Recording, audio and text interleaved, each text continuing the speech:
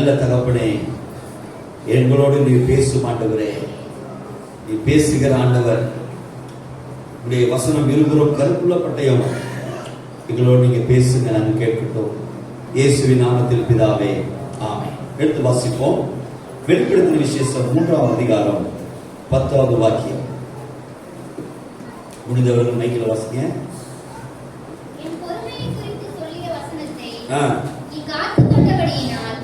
பூமியில் குடியிருக்கிறவர்களை சோதிக்கும்படியாக பூச்சகரத்தின் மேலெங்கும் வரப்போகிற சோதனை காலத்திற்கு தப்பும்படி நானும் உன்னை காப்பேன். வரப்போகும் சோதனை காலத்துக்கு உன்னை தப்பும்படி நான் உன்னை காப்பேன். கையில் ஒருத்தர் அடையில சொல்ல போகலாம். இந்த வருஷத்திலே கர்த்தர் உங்களை இன்னும் அதிகமாய் ஆசீர்வதித்து உங்களை கனம் பண்ணுவாராக. அல்லேலூயா. நம்ம கடைசி நாட்களுக்குள்ளே வந்திருக்கிறோம். இப்ப பாத்தீங்கன்னா இஸ்ரேல் யுத்தம், ஹமாஸ் யுத்தம் இன்னும் நடந்து கொண்டிருக்கிறது. ஜப்பானில் பாத்தீங்கன்னா நிலநடுக்கம் ஏற்பட்டது. அது கொஞ்சம் அப்படியே லைட்டா அந்தமானுக்கு வந்திருக்கிறது. அடுத்து இந்தியாவுக்கு எப்போ வரும்னு சொல்ல முடியாது. ஆமென் சொல்லுங்க. ஆகவே நம்ம அதிக ஜாக்கிரதை உள்ளவர்களாய், அதிகமாய் பிரயாசப்படுகிறவர்களாய், அதிகமா தேவ ராஜ்யத்தை கட்டுவர்களாய் ஓட நம்மை கொடுக்க வேண்டும். சத்தமா ஒரு ஆமென் சொல்லுங்க. அல்லேலூயா.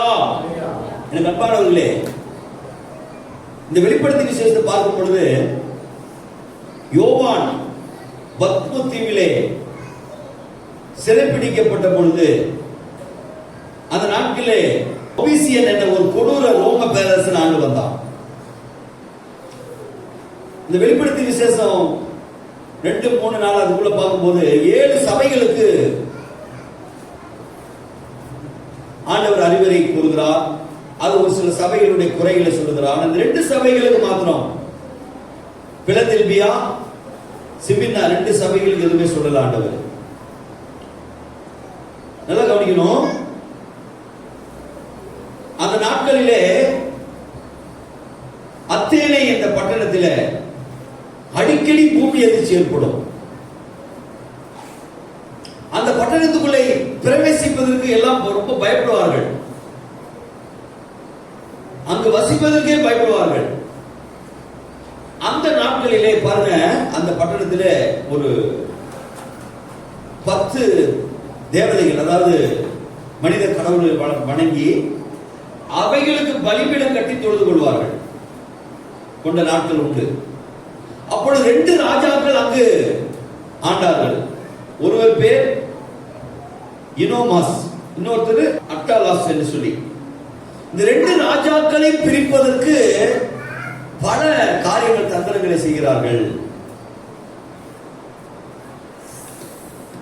அதன் அர்த்தம் தான் பிலதெல்பியா என்று சபை அந்த இடத்திலே உருவாகிறது. பிலதெல்பியா என்றால் என்ன அர்த்தம்னா சகோதர சிநேகம் என்ற அர்த்தம். கையில் ஒருத்தர் அலையில சொல்லுங்க பார்க்கலாம்.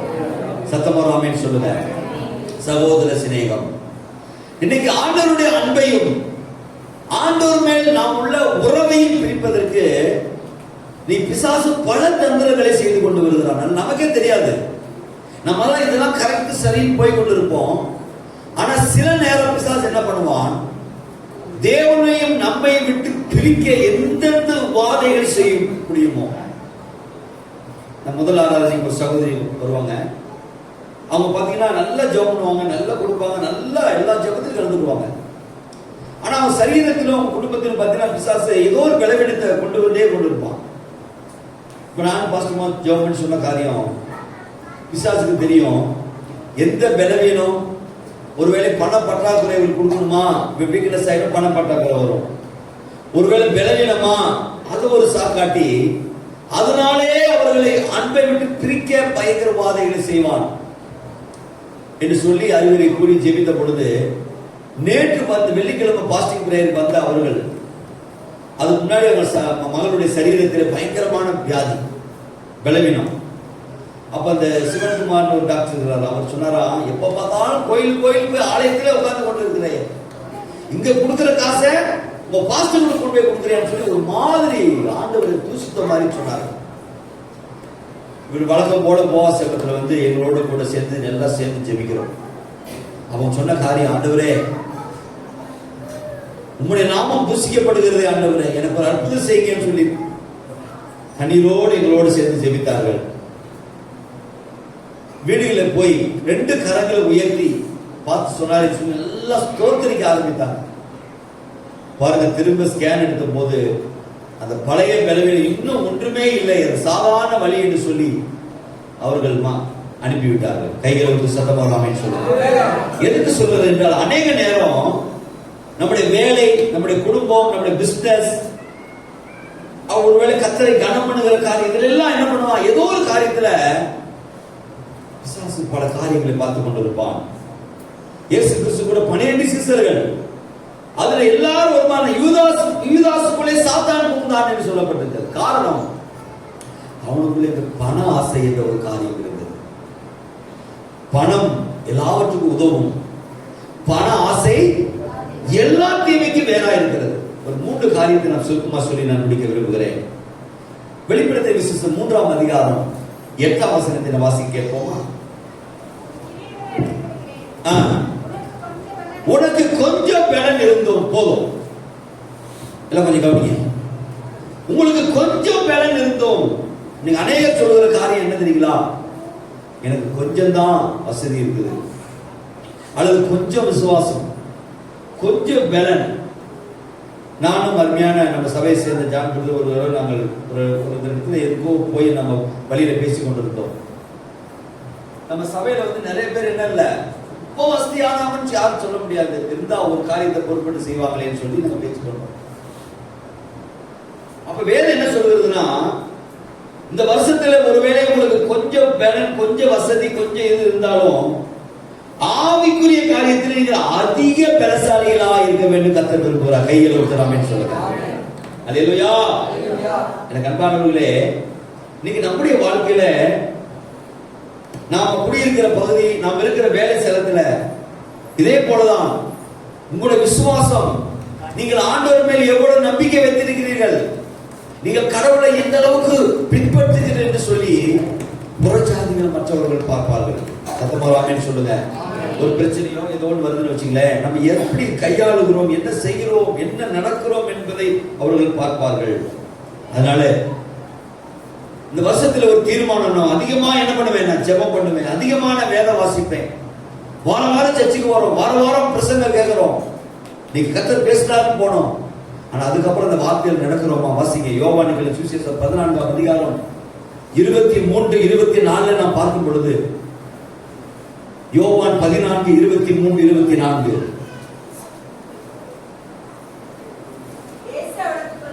பிரதியுத்தரமாக, என்னில் அன்பா இருந்தால் என் வசனத்தை கைக்கொள்ளுவான், அன்பா இருப்பார். பாத்தீங்களா, ஒருவன்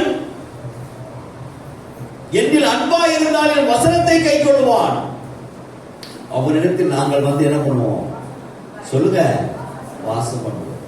பள்ளிக்கு போறோம்னா பிள்ளைங்க போறாங்க, அங்க கொடுக்குற ஹோம்வொர்க் கவனிக்குமா, அது வீட்டு பாடம் அதெல்லாம் கரெக்டா, அதுக்கு ஒரு மார்க் இருக்கு.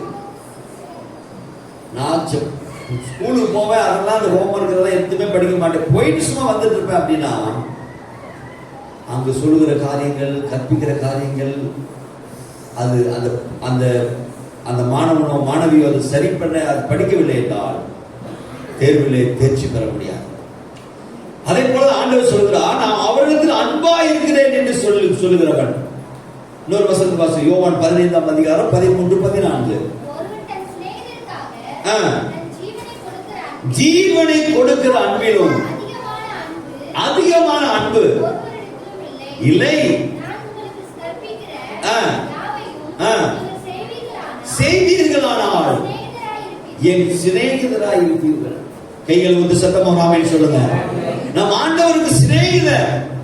ஆபிரகாமை பார்த்து சொன்னார், ஆபிரகாம் என் சிநேகிதன். அல்லேலூயா சொல்லுங்க பார்க்கலாம். நம்ம அவருடைய பிள்ளைன்றோம், அவரை நேசிக்கிறேன்னு சொல்றோம். அதனால சீமோன் பேதுரு பார்த்து ஆண்டவர் கேட்டாரு, நீ என்னை அதிகமா நேசிக்கிறாயா? நேசிக்கிறேன் ஆண்டவரே. 3 தடவை கேட்கிறாரு, என் ஆட்டுக்குட்டியை மேய்ப்பாயாக, என் ஆடுகளை மேய்ப்பாயாக. இன்னைக்கு ஆண்டவர் மேல் உள்ள பற்றுதல், ஆண்டவர் மேல் உள்ள அன்பு எப்படிப்பட்டதா இருக்கிறது? ஏதோ ஒரு குறிப்பிட்ட லெவல், நான் கட்சிக்கு வர போறேன், நான் ஜெபம் பண்றேன், அவ்வளவுதான். என்னுடைய காரியம் ஒரு கடமைக்காக. எபிரேயர் 12ஆம் அதிகாரம் 2 முதல் 4 வரை வாசிக்கும் பொழுது, எபிரேயர் 2:12 2 முதல் 4 வரை.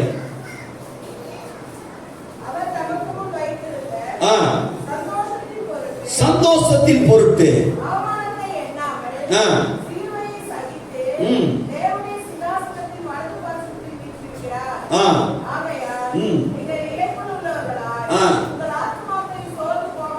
சோர்ந்து போகாதபடிக்கு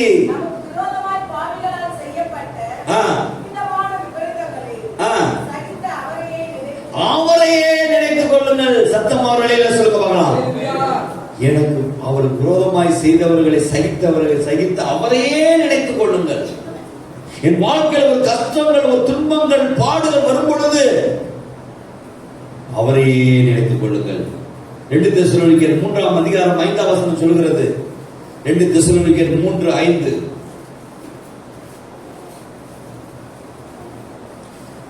நம் ஆண்டவர் மேல் உள்ள பற்றுதல், ஒருவேளை ஆண்டவர் மேல் உள்ள அன்பு சென்ற வருஷத்தை காட்டிலும் இந்த வருஷம் என் ஜெப வாழ்க்கை, என்னுடைய வேத வாசிப்பின் வாழ்க்கை எப்படி இருக்கிறது? 2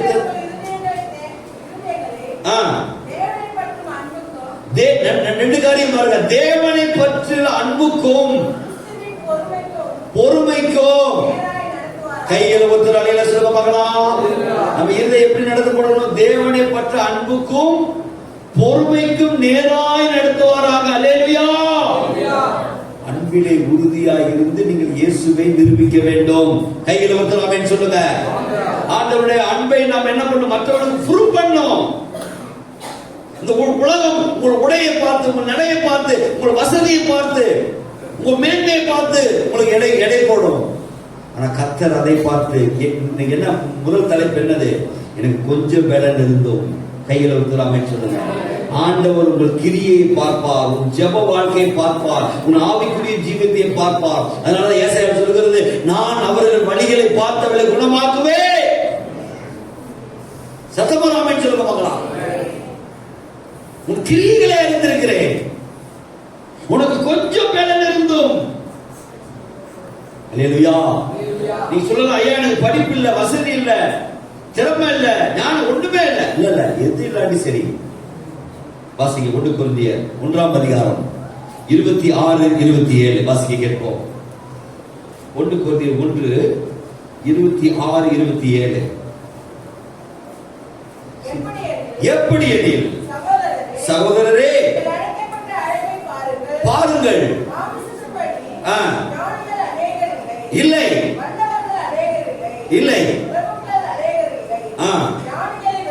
ஞானிகளை வெட்கப்படுத்தும்படி பைத்தியமானவர்களை சேர்ந்து கொண்டார். வெட்கப்படுத்தும்படி பலவீனமானவரை சேர்ந்து கொண்டார். அல்லேலூயா சொல்லுங்க பார்க்கலாம். நான் வேத மக்களுக்கு படிக்கிற அந்த நாட்களில் ஒரு காரியம் கேள்விப்பட்டேன். எங்க என்டி ஜோசப் ஐயா ஃபவுண்டர், அவரு ஒரு இதுல ஒரு அபார்ட்மெண்ட்ல குடியிருக்கிறாங்க. அதுக்கு மாடியில பாத்தீங்கன்னா வேத மக்களுக்கு படிக்கிற ஸ்டூடெண்ட் படிக்க வந்திருக்கிறாரு. ஆனா சரீரத்தில் ஒரு பலவீனம், எப்பவுமே படித்துதான் இருப்பாரு. கிளாஸ்ல வந்தா கூட ஒரு இதுல அவர் சாய் விட்டுருவாங்க. ஆனா அநேகர் அந்த மாணவன் இருக்கிற ஜெபம் பண்ணி சுகம் பெற்றுட்டு போவாங்க. அப்ப எங்க ஐயா கீழே இருந்து பாப்பாரு, யாரா என்ன கூட்டமா மேல போறீங்க வரீங்கன்னு பார்த்து, இல்லையா மேல ஒருத்தர் தம்பி ஜெபம் பண்றாரு, எல்லாம் ஜெபம் பண்ணிட்டு போறாங்க. இதுல புரியுது. கையில் வெளியில சொல்ல போறாங்க. பெலவானை வெட்கப்படுத்தும்படி கர்த்தர் பெலவீனரை தெரிந்து கொண்டார். அல்லேலூயா. ஒருவேளை நீங்க சொல்லலாம், உலகப்பரமான எனக்கு திறமை இல்லை, ஞானம் இல்லை, ஐஸ்வர்யம் இல்லை, அவங்க மாதிரி இல்ல, வேண்டாம். கர்த்தர் உங்களுக்கு எதிர்பார்க்கிறது. வெளிப்படுத்தி விசேஷம் 3:8. உனக்கு கொஞ்சம் பலன் இருந்தும் 3:8 வெளிப்படுத்தி விசேஷம்.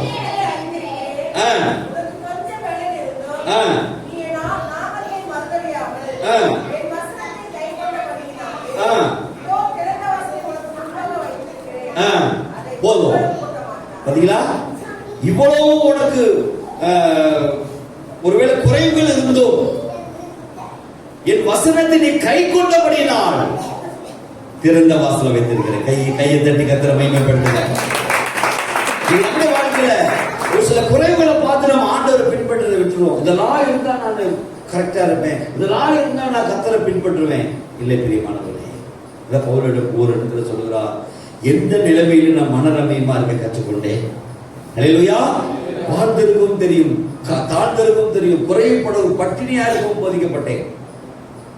பவுல் வாழ்க்கையில தான் வந்தது. முதல் காரியம், உங்களுக்கு கொஞ்சம் பலன் இருந்தும் நீங்கள் அவரை கொஞ்சம் நம்பிக்கை, கொஞ்சம் பணம், கொஞ்சம் வசதி, கொஞ்சம் என்னது விசுவாசம், அன்னைக்கு அது கொஞ்சம் எண்ணெய், கொஞ்சம் மாவை கொண்டுதான் கர்த்தர் அந்த வீட்டில் அற்புதங்களை செய்தார். அல்லேலூயா.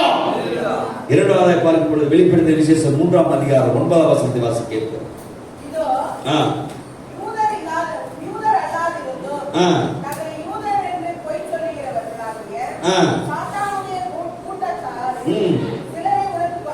போதும். இந்த பிலதெல்பியா சபையில பாத்தீங்கன்னா யூதர்களுக்கு என்னது ஒரு சில தடைகள் அங்கு காணப்பட்டது. ஒரு சில அவங்க வாழ்க்கையில் தடைகள் காணப்பட்டது. யூதர் சொல்லிட்டு யூதர் அல்லாதவர்கள் வந்து என்ன பண்ணாங்க, அங்கு இருக்க ஆரம்பித்தார்கள். இன்னைக்கு நம்முடைய வாழ்க்கையில வாசி யோவான் சுவிசேஷம் 9ஆம் அதிகாரம் 22வது வசனம். யோவான் 9:22.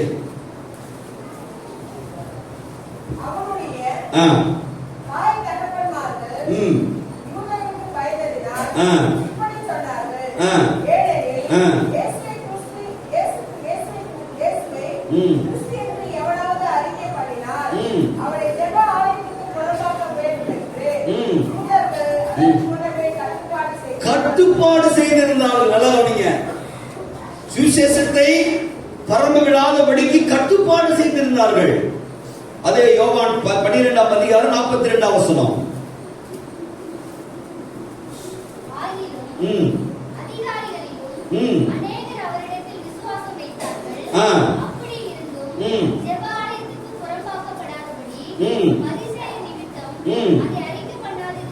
பாத்தீங்களா, பயம், அவர்களுக்கு பயந்தார்கள்.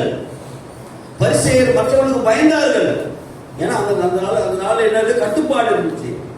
2 கொரிந்தியர் 11ஆம் அதிகாரம் 3ஆம் வசனத்தை பார்க்கும் பொழுது எதிர்ப்புகள் காணப்பட்டது. இரண்டாவது காரியம் என்னன்னா, எதிர்ப்புகள், இந்த ஆண்டில எதிர்ப்புகளை முற்றிலும் அவர் தோற்கடித்து இந்த நாளில் உங்களுக்கு ஜெயத்தை தர வல்லமையுள்ளவராக இருக்கிறார். கைகள் உயர்த்தி ஆமென் சொல்லுங்க. ஹல்லேலூயா. வாசிங்க 2 கொரிந்தியர் 11ஆம் அதிகாரம் 3ஆம் வசனம்.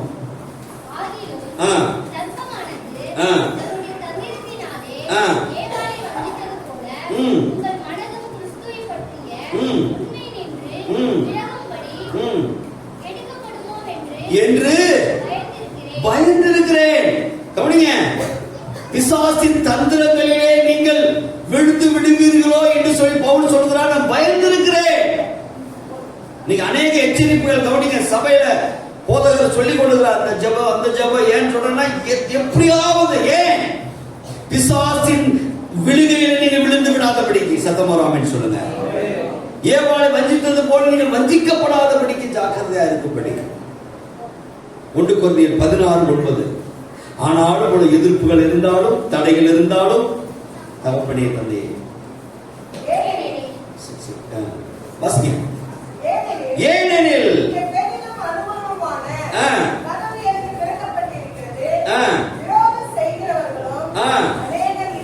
பாத்தீங்களா, எல்லாம் கொஞ்சம் கவனிங்க.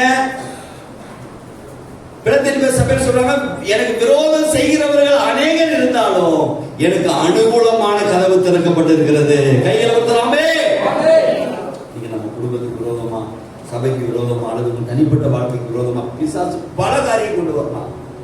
ஆனா நீ கர்த்தரை உண்மையா நீங்க நம்பி தேடி அவர் விசுவாசித்து வேத வாசித்து ஜெபம் பண்ணி அவருடைய கட்டளை நீங்கள் செய்கிறீர்களானால் உங்களுக்கு அனுகூலமான வாசலை கர்த்தர் திறக்கிறது. சத்தமாராமே சொல்லுங்க.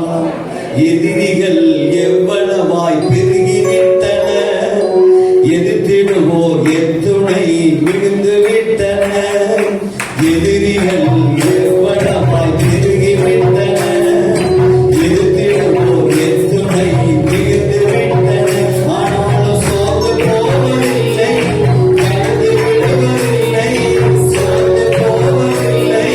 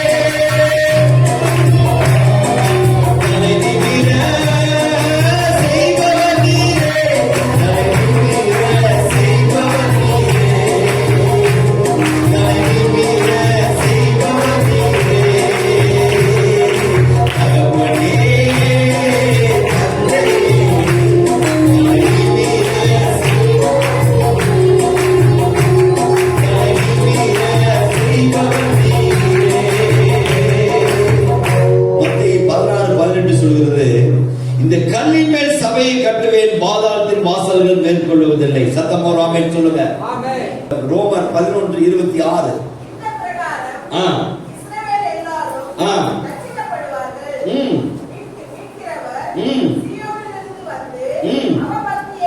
அவபக்தியை யாக்கோபில் இருந்து சத்தமா ஒரு ஆமென் சொல்லுங்க. மீதியான இஸ்ரவேலை ரட்சிக்க போகிற இந்த ஆண்டுல உங்க வாழ்க்கையில அவபக்தியை யாக்கோபில் இருந்து விலக்கி போடுவேன். சத்தமா ஒரு ஆமென் சொல்லுங்க. தேவனுக்கு நமக்குள்ள உறவு, அந்த பக்தி, விசுவாசத்தை, அவிசுவாசத்தை, அது ஒரு ஊழியக்காரர் சொன்னாரு, அவிசுவாசம் தடைகளை பார்க்கும், விசுவாசம் வாய்ப்புகளை பார்க்கும். நீ அவிசுவாசமாவே பேசிக்கிட்டு அப்படியே என்ன ஏதோ ஒரு ஜெபம் பண்ணி அப்படியே போயிட்டீங்கன்னா அது எங்க அந்த தடவை அதான் பார்த்துட்டு இருக்கும். ஆனா விசுவாசம் வாய்ப்புகளை பார்க்கும்.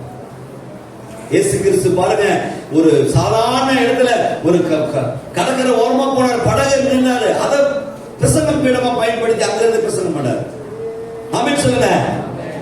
கடற்கரை ஓரமா நின்று அந்த படகுல ஏறி பிரசங்கம் பண்ணார். இன்னைக்கு நம்முடைய வாழ்க்கையில் உள்ள தடைகள் என்ன? சத்தமா ஆமென் சொல்லுங்க. அல்லேலூயா. தேவனை தேடு. வாசிக்க வெளிப்படுத்தின 3ஆம் அதிகாரம் 9ஆம் வசனம். 3:9.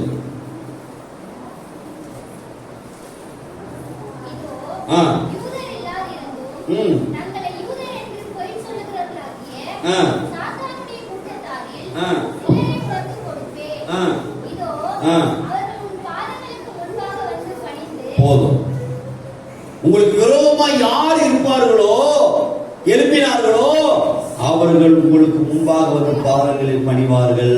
கரங்களை தட்டி கத்திர மகிமைப்படுத்துவார்கள். முதல் காரியம், கொஞ்சம் பணம் இருந்து, கொஞ்சம் நம்பிக்கையா, கொஞ்சம் பணமா, கொஞ்சமா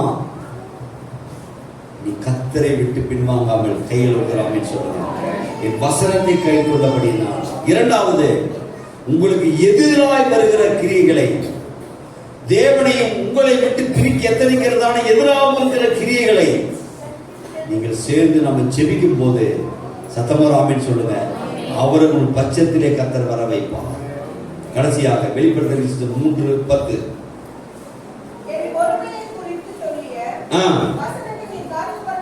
காத்து கொண்டபடியினால் சோதிக்கும்படியாக பூச்சக்கரத்தின் மேலெங்கும். பாத்தீங்களா? முதல் காரியம், சோதனை காலம் பூமி எங்கும் வரப்போகிறது. ஆமென் சொன்னீங்க. ஜப்பான்ல பூமி அதிர்ச்சி உண்டாயிருக்கிறது.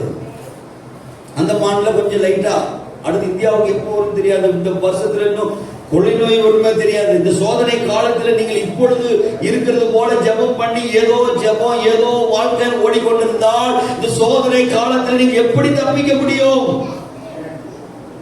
கொலோசியர் 1ஆம் அதிகாரம் 13ஆம் வசனம்.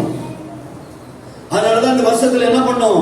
ஜெப வாழ்க்கையை அதிகப்படுத்த வேண்டும்.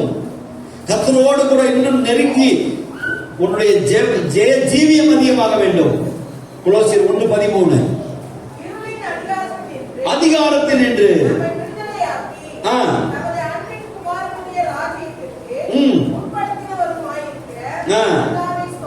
கையில் ஒரு நிலையில சொல்லுங்க பார்க்கலாம். இருளின் அதிகாரத்தில் இருந்து அவருடைய ராஜ்யத்துக்கு கர்த்தர் நம்மை கொண்டு வந்து விட்டார். கையில் ஒரு நிலையில சொல்லுங்க பார்க்கலாம். சத்தமா ஆமென் சொல்லுங்க பார்க்கலாம். அவருடைய அன்பின் குமாரராகிய ராஜ்யத்துக்கு நம்மை கொண்டு வந்து விட்டார். அந்த ராஜ்யத்துக்குள்ள வந்த நான் அப்படியே சும்மா இருக்கக்கூடாது. இன்னும் ராஜ்யத்துக்குள் வராதவர்கள் நீங்கள் அழைத்து கொண்டு வர வேண்டும். சத்தமா ஆமென் சொல்லுங்க. எரேமியா 30ஆம் அதிகாரம் 7ஆம் வசனம். நீங்க இந்த வருஷத்துல எப்பொழுது நீங்கள் ஆயத்தமா இருக்க வேண்டும். கர்த்தர் வருகையினுடைய சம்பவங்கள் இன்றைக்கும் தேசத்துல இந்த உலகத்துல நடந்து கொண்டிருக்கிறது. வாசிங்க. ஐயோ இந்த நாள் பெரியது.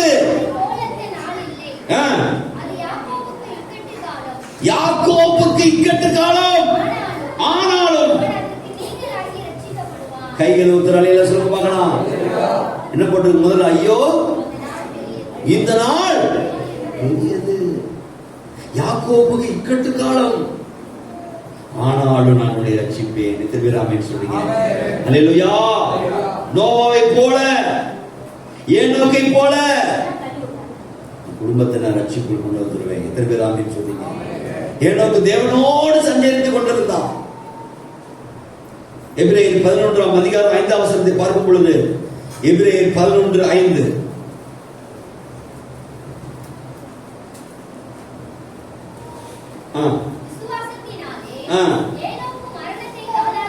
காணாதபடிக்கு எடுத்துக் கொள்ளப்பட்டான். தேவன் அவனை எடுத்துக்கொண்டபடியினால் காணப்படாமல் போனான். கைகளை வைத்து சத்தமா ஆமென் சொல்லுங்க. நீங்களும் நானும் கர்த்தருடைய வருகையில, ரகசிய வருகையில சத்தமா ஆமென் சொல்லுங்க. ஒருவன் கைவிடப்படுவான், ஒருவன் எடுத்துக்கொள்ளப்படுவான். நீ கர்த்தருடைய ரகசிய வருகை வந்தா நீங்க எங்க இருப்பீங்க? நம்ம அன்பானவர்களே, இந்த கடைசி நாட்களுக்குள்ளே நாம் வந்திருக்கிறோம். நல்ல கிறிஸ்துமஸ், நல்ல நியூ இயர், நல்ல ஹாப்பியா கொண்டாடணும், நல்லது.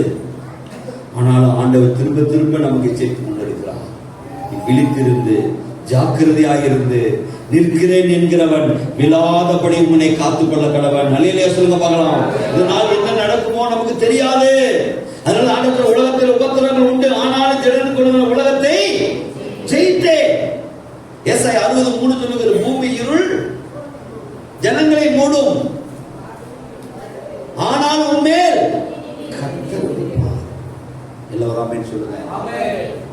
இருள் வரும், பூகம்பம் பயங்கரமா எல்லாம் வரும். ஆனால் யாரெல்லாம் அவர் உறுதியா பிடிச்சு கொண்டாங்களோ, அவர் மேல் அன்பு வைத்தவர்கள், சத்தமா ஆமென் சொல்லுங்க, அவர் மேல் பற்றுதல் உள்ளவர்கள், தேவனை பற்றும் விசுவாசத்தினாலும் பொறுமையினாலும் இருந்தவர்கள், எனக்கு கொஞ்சம் பலன் இருந்து நான் அவரை வசனத்தை கை கொண்டபடியினால் இதோ நான் திறந்த வாசலை உனக்கு வைத்திருக்கிறேன். நிறைய பேர் வசனம் வந்து திறந்த வாசலை. ஏன் தெரியுமா?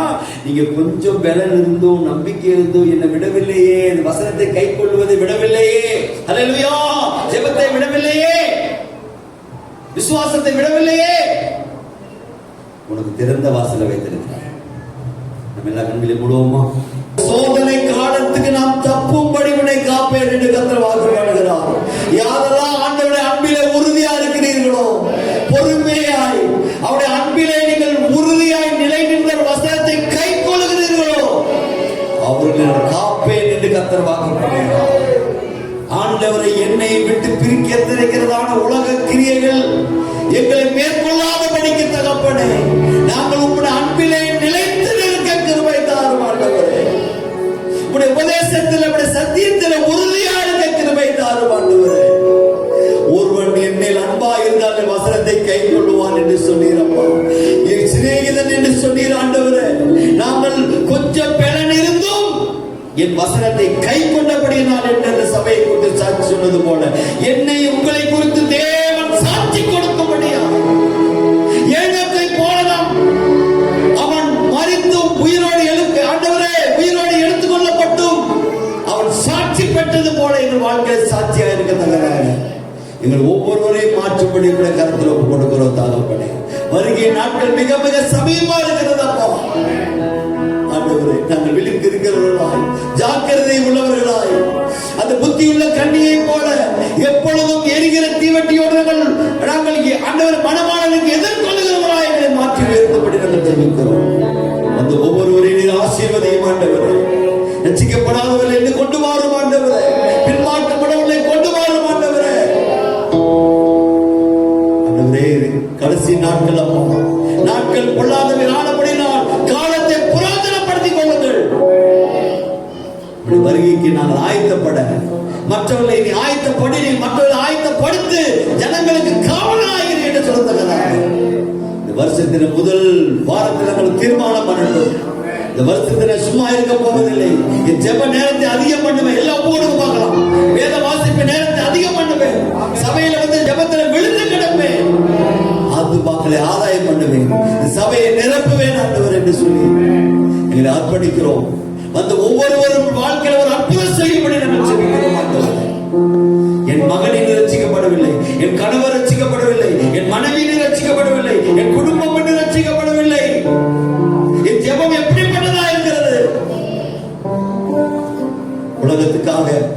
உலக மதிப்புக்காக வாழாதபடிக்கு நீர் உமக்கு பிரியமானவர் என்று எங்களை பார்த்து ஒரு பெயர் சொன்னபடியாக எங்கள் வாழ்க்கையிலே நாங்கள் மாற்றிக்கொள்ள உதவி செய்கிறோம். இந்த உலக கரையில் எங்களை விட்டு பிரிக்காதபடி காத்துக் கொள்ள மாட்டவரே. இந்த உலக பாவங்கள் எங்களை விட்டு பிரிக்காதபடி எங்களை காத்துக் கொள்ள மாட்டவரே. எங்களை கரத்திலே தாழ்த்துகிறோம். இயேசு கிறிஸ்துவின் நாமத்தில் வந்த பெரியவர்கள், புதியவர்கள், ஆண்டவரே, குழந்தைகள், வாலிபர்கள் ஒவ்வொருவரையும் நாங்கள் வாழ்த்தி ஆசீர்வதிக்கிறோம். ஆண்டவரே, இந்த நாள்ல கூட ஆண்டவரே திருச்சபையை சேர்ந்த ராணியருடைய கணவர் கர்த்தருக்கு திரையடைந்தார்கள்.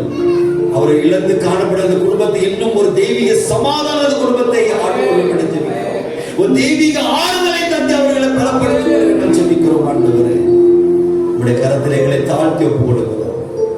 பெரிய காரியங்களை செய்ய நன்மை கிருபைகளை தொடரட்டும். ஆண்டவரே, இயேசு கிறிஸ்துவின் நாமத்தில் வேண்டிக் கொள்கிறோம் நல்ல பிதாவே, ஆமென், ஆமென். சேர்ந்து சொல்லுவோம். என் ஆத்துமாவே கர்த்தரை ஸ்தோத்திரி, முழு உள்ளமே பரிசுத்த நாமத்தை ஸ்தோத்திரி. என் ஆத்துமாவே கர்த்தரை ஸ்தோத்திரி, கர்த்தர் செய்த சகல வாரங்களையும் மறவாதே. நம்முடைய ஆண்டவராகிய இயேசு கிறிஸ்துவின் கிருபையும் பிதாவாகிய தேவனுடைய அன்பும் பரிசுத்த ஆவியானவருடைய அந்யோன்ய ஐக்கியமும் சமாதானமும் கர்த்தருடைய வருகை மட்டும் மனிதர்களோடு இருப்பதாக. அல்லேலூயா, அல்லேலூயா, அல்லேலூயா.